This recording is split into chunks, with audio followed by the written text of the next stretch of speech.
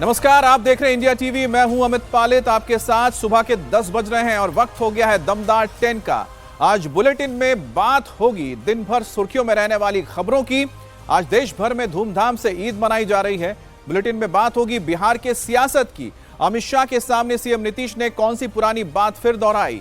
बिहार के मुंगेर में फिर पुलिस पर किसने पथराव किया और औरंगजेब के विवाद में राज ठाकरे की एंटी हिंदुओं पर क्यों गरजे राज ठाकरे। और नोएडा में बेकाबू लैम्बोर्गिनी ने 2 लोगों को अपनी चपेट में लेकर किस तरह से मौत के घाट उतारने की कोशिश की, ये भी बताएंगे। यूपी में मीट शॉप बैन को लेकर बवाल क्यों हुआ है और साथ ही बताएंगे बाबा बागेश्वर ने अब किस शहर के नाम बदलने की डिमांड की है। म्यांमार में भूकंप लगातार चौथे दिन के झटके महसूस किए गए हैं और इन सभी खबरों पर होगी हमारी नजर। लेकिन सबसे पहले बात होगी आज की बड़ी खबर की।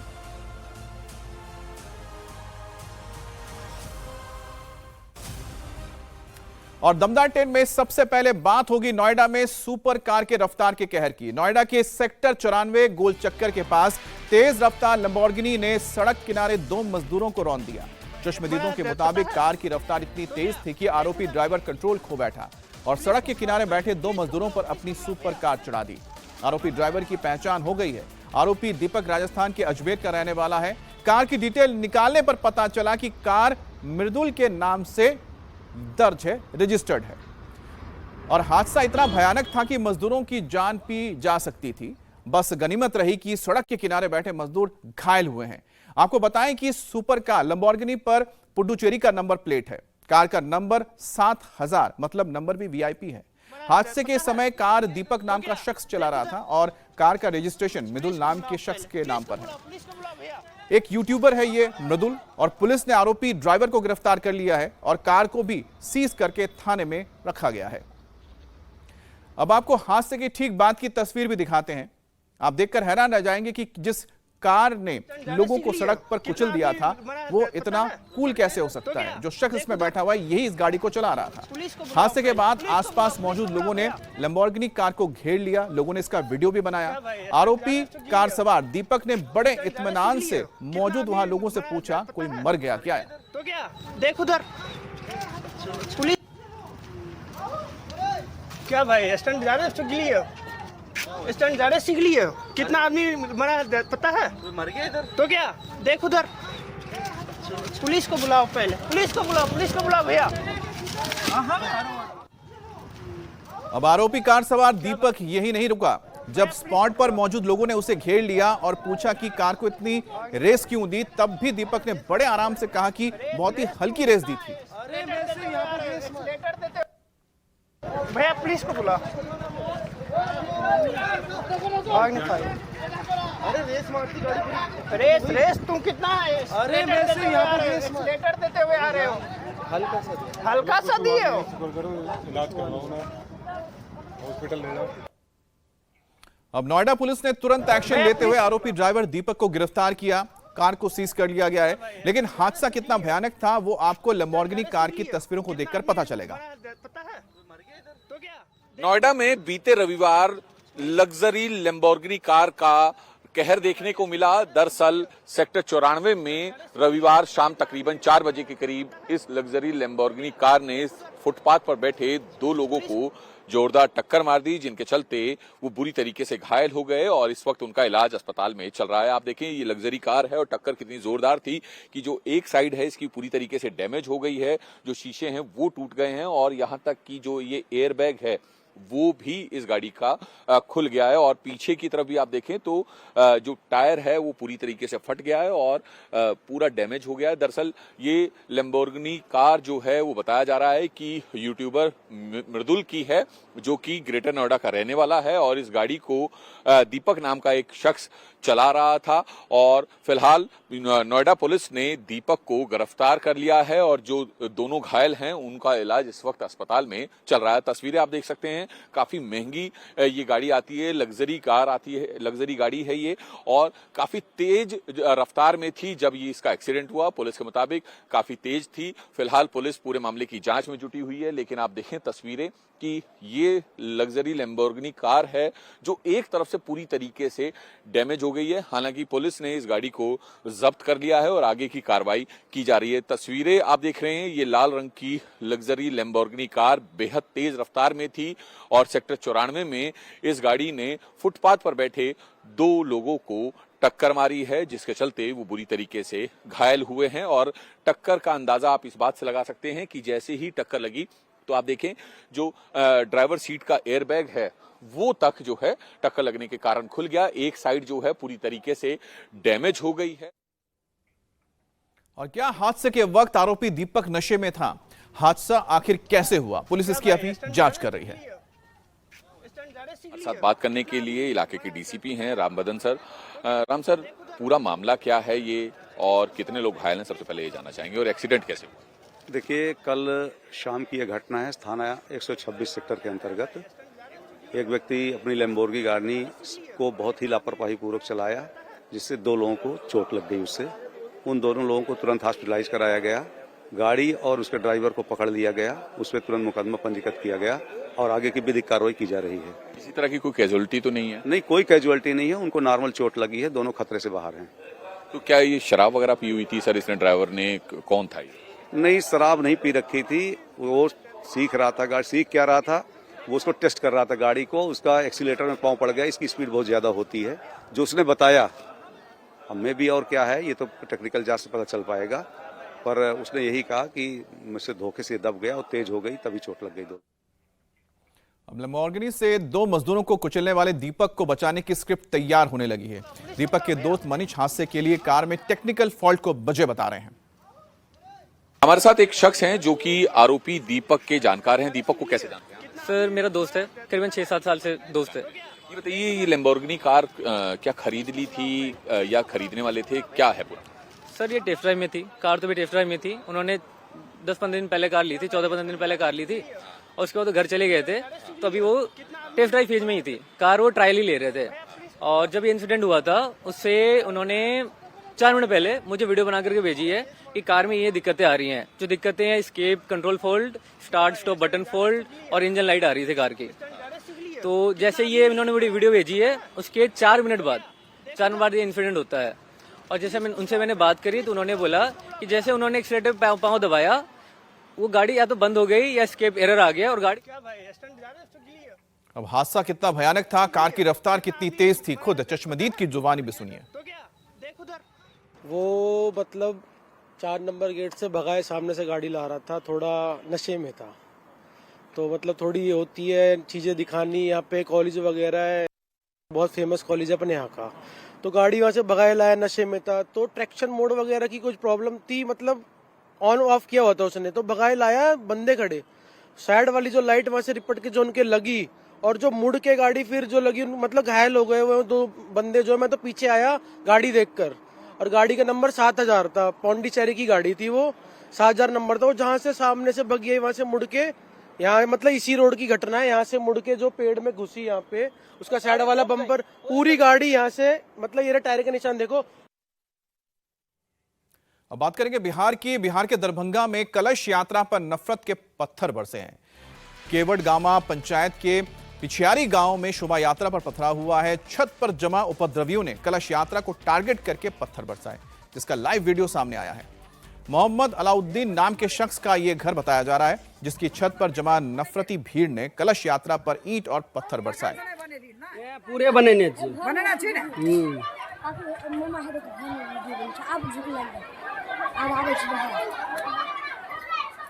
अब सामने आए वीडियो में कई शख्स श्रद्धालुओं की भीड़ को टारगेट करते हुए दिख रहे हैं।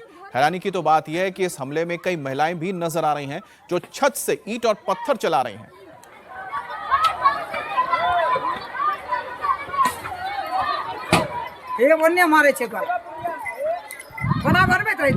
और दुर्गा मंदिर में कलश स्थापना पर जब श्रद्धालु लौट रहे थे तभी ये हमला किया गया। ताबड़तोड़ पत्थरों से यात्रा में शामिल श्रद्धालुओं को टारगेट किया गया, जो सहम गए।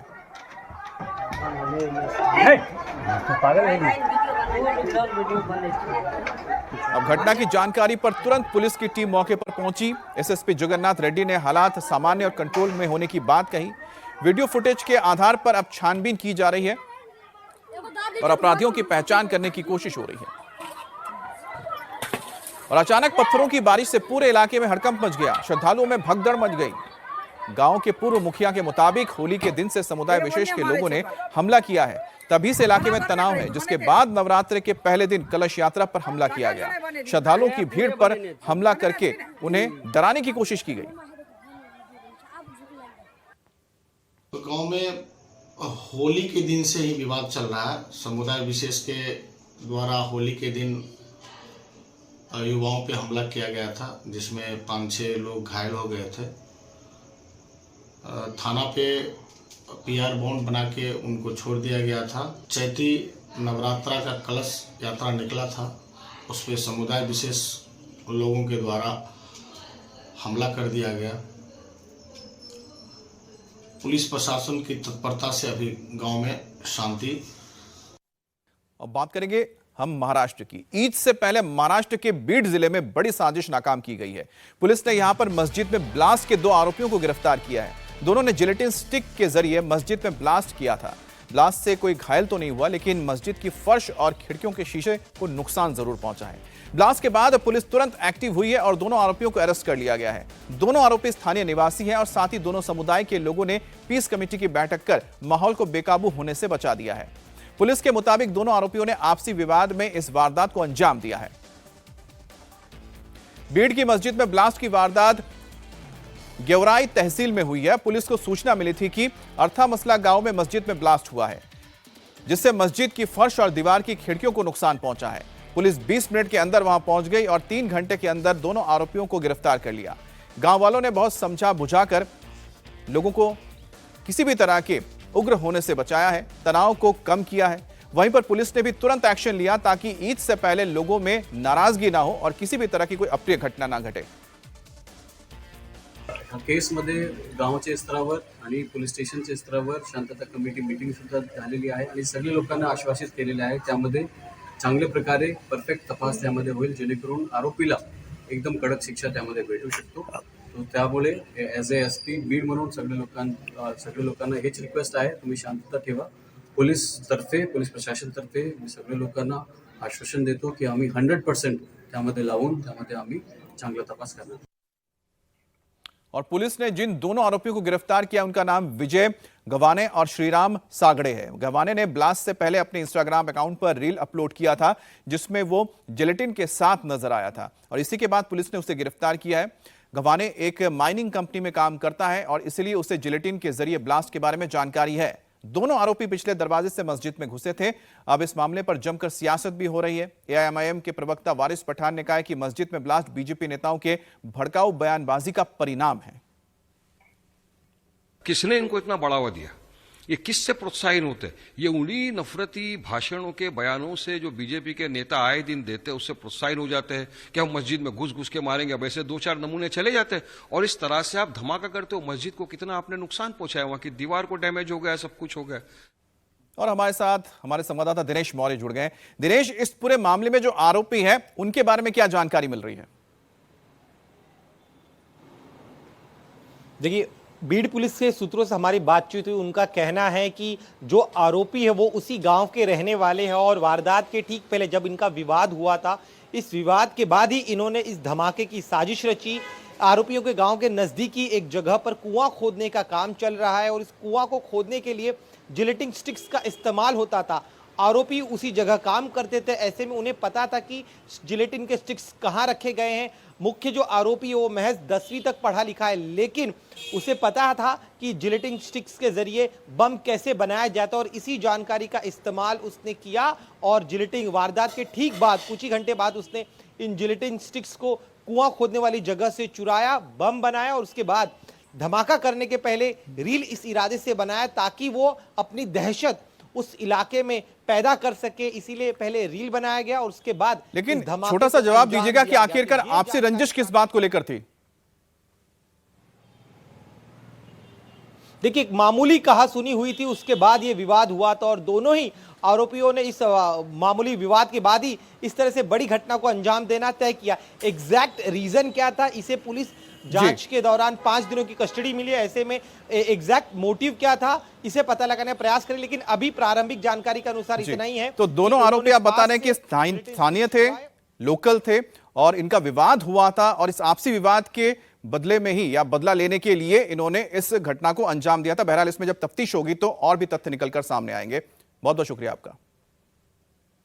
अब यूपी के मुरादाबाद में नमाजियों और पुलिस में झड़प हुई है। पुलिस के सामने नमाजियों ने नारेबाजी की। ईदगाह में जगह नहीं होने पर कहासुनी हुई, जिसके बाद ये नमाजियों ने नारेबाजी की है।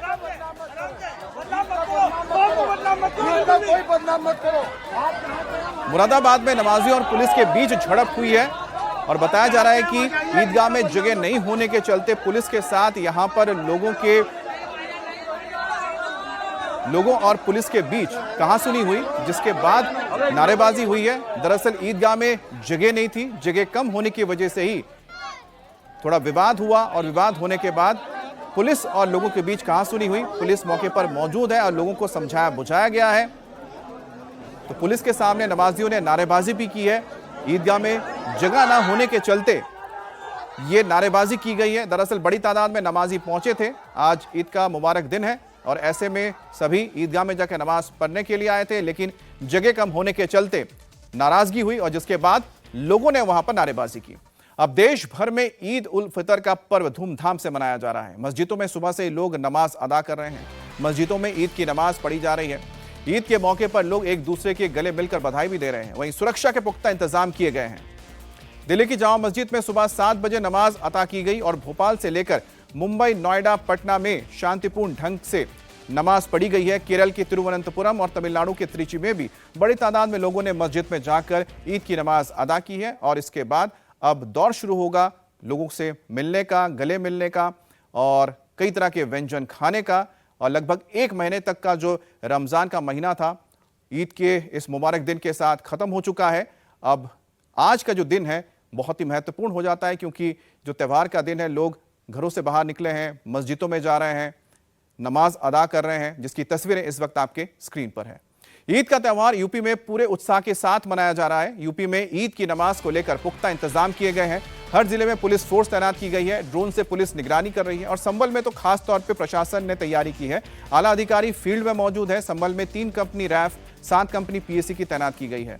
यूपी के 5 जिलों में सिक्योरिटी के इंतजाम भी पुख्ता है। लखनऊ, प्रयागराज, कानपुर, नोएडा में पुलिस खास तौर पर तैनात की गई है। वहीं संभल में भी चप्पे चप्पे पर पुलिस नजर रखी हुई है। स्पेशल फोर्सेस की तैनाती भी की गई है। संभल में शांतिपूर्ण माहौल के बीच लोग नमाज पढ़ने गए। शाही ईदगाह के बाहर बड़ी तादाद में पुलिस फोर्स तैनात है। सीसीटीवी और ड्रोन के जरिए इलाके पर नजर रखी जा रही है। अभी करीबन 30 ऐसे पॉइंट्स हैं जहां पर जो सेंसिटिव जोन में रखे गए हैं और इसी वजह से इन सभी एरियाज में रैपिड एक्शन फोर्स के जवानों की तैनाती है, जो अपने साथ एंटी रॉयड गियर्स या फिर जो ग्रेनेड शेल्स लॉन्चर हैं वो, बेत, एंटी रॉयड गियर्स, उसके अलावा बाकी तमाम नॉन लीथल वेपन लेकर खड़े हैं, वो ताकि कहीं से भी कोई अव्यवस्था ना फैले। सोशल मीडिया की मॉनिटरिंग की जा रही है। लोग अपने परिवार के साथ, बच्चों के साथ ईद की नमाज अदा करने आ रहे हैं। कितना पाक दिन है, कितना बड़ा दिन है आप लोग। माशाअल्लाह, अल्लाह का शुक्र है, अल्हम्दुलिल्लाह, बहुत अच्छा महसूस हो रहा है। आज अल्लाह ने ये दिन दिखाया और प्रशासन का भरपूर सहयोग मिल रहा है।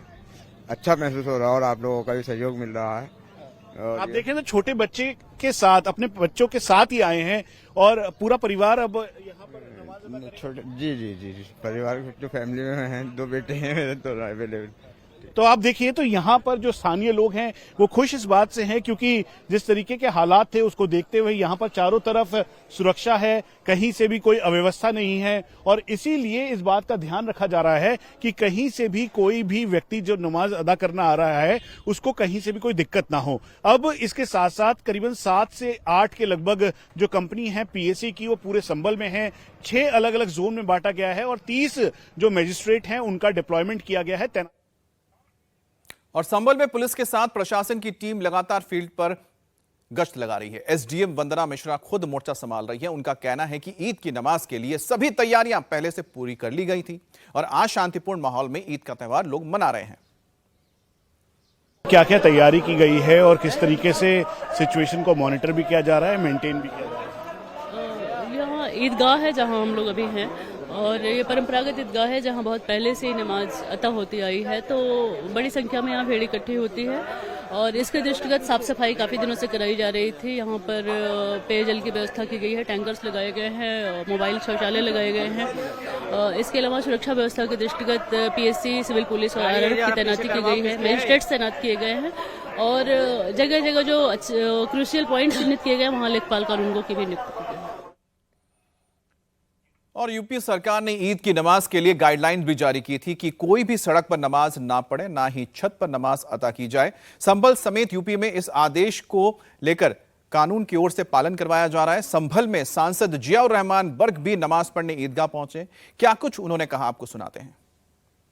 सर, आज ईद का मौका है, क्या कहना चाहेंगे सभी लोगों को जो आपको सुन रहे हैं? देखिए, ईद उल फितर के मौके पर मैं आपके चैनल के माध्यम से अभी सभी अपने देशवासियों के लोगों को ईद उल फितर की मुबारकबाद पेश करता हूं। और यकीनन नमाज अदा करने के बाद जिस तरह से लोग गले मिलकर करके एक दूसरे को मुबारकबाद देते हैं और उसी के तहत हम लोग नमाज अदा करने के बाद मुबारकबाद देंगे और एकता का जो ये त्योहार है उसको मनाएंगे। संभल इस समय पूरे देश के केंद्र बिंदु में है और जिस तरीके के हालात हैं उसको देखते हुए केंद्र बिंदु में है नहीं, बनाया गया है, लेकिन फिर भी हम लोग जो है मुसलमान लोग सुकून, क्योंकि रमजान शरीफ का जो हमारा महीना होता है वो सब्र का महीना होता है और हमारा इस सब्र के महीने के अंदर रोजे रखने के बाद में ईद की नमाज खुशी के साथ में हम मनाते हैं कि अल्लाह ने हमें रोजे रखने का मौका दिया। उसके खुशी में ईद उल फितर के मौके के 2 रकात नमाज पढ़कर अल्लाह का शुक्र अदा करेंगे और उसके बाद सबको लोगों को गले मिलकर। एडमिनिस्ट्रेशन ने आपके घर का मुआयना किया, उसे मापा? आज के बाद में फिर जरूर मैं हमेशा से जो चीज़ है उस पर जिक्र करता हूँ। आज ईद उल फितर का मौका है, इसलिए आज मैं मुबारकबाद पेश कर रहा हूँ। फिर इसके बाद मौका होगा, जरूर कोई जो बात होगी तो आपके। एक आखिरी सवाल, वक्फ बिल को लेकर आप क्या कहना? हाँ, बिल्कुल उसकी मुखालफत में है और पुरजोर तरीके से सड़क से लेकर सदन और जरूरत पड़ेगी न्यायालय तक हम इसकी मुखालफत करेंगे। बिल लाने का सरकार का प्रावधान है, कोशिश है ईद के बाद में, तो हम वहां जाकर के पूरी तरह से मोर्चा संभालने का काम करें। और एक तरफ ईद का त्योहार मनाया जा रहा है तो दूसरी तरफ जश्न का माहौल है और जश्न के माहौल के बीच वक्फ बिल को लेकर विरोध भी जताया गया है। देश के कई शहरों में मुस्लिम लोग काली पट्टी बांधकर नमाज के लिए पहुंच रहे हैं। संभल में भी लोगों ने वक्फ बिल के विरोध में काली पट्टी बांधी है। संभल के अलावा अलीगढ़, भोपाल, विजयवाड़ा, पटना में भी लोग काली पट्टी बांधकर नमाज के लिए पहुंचे हैं। संभल के लोगों का क्या कहना है, आपको सुनाते हैं। भाई इसे तो वही लोग जान सकते हैं, भाई जो ऊपर वाले लोग हैं, हम ये कह सकते हैं, लेकिन ये नाइंसाफी हमारे साथ हो रही है। वैसे ये जो बिल है आसमानों ये हमारी अपनी मुसलमानों की जायदाद है। इन्होंने हमारे जो बुजुर्गों ने जो रहनुमा है उन्होंने वक्फ करी है, तो उसमें सरकार का क्या हो सकता है? वो तो भाई नाइंसाफी हो रही है, गलत है। आप ये बताइए कि वक्फ बिल के आप इसको लेकर क्या कहना चाहेंगे? क्या आप इसके विरोध में हैं, इस विधेयक के, या इनके समर्थन में? देखिए, वक्फ बोर्ड का जो बिल आ रहा है इसका हम विरोध सड़क से लेकर विधानसभा से लेकर संसद तक लगातार इसका विरोध कर रहे हैं और आगे भी जहां तक मुसलमानों की जरूरत पड़ेगी एक एक मुसलमान वक्फ बोर्ड के खिलाफ खड़ा है। धरने की जरूरत होगी, कोर्ट जाने की जरूरत होगी, जहां तक हमें लड़ाई लड़नी पड़ेगी उस लड़ाई के लिए हर एक मुसलमान वक्फ बोर्ड के खिलाफ। बिल के आप विरोध में हैं या फेवर में हैं? ये विधेयक आपके लिए किस तरह से लाभकारी है या फिर आप इसके विरोध में? नहीं, हम तो इसके विरोध में हैं और ये मुसलमानों के लिए काला कानून है। इसे सरकार को वापस ले लेना चाहिए, इसे पेश ही नहीं करना चाहिए। जब सरकार का नारा है मोदी जी का कि सबका साथ सबका विकास।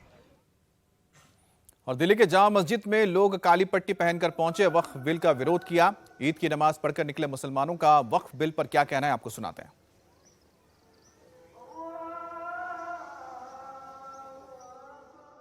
समुदाय के बुजुर्ग लोग हैं वो लगातार विरोध कर रहे हैं। उनका कहना है कि उनकी जमीनें जो हैं चली जाएंगी अगर वक्फ बिल आया। बिल्कुल जाएंगी जी, बिल्कुल जाएंगी।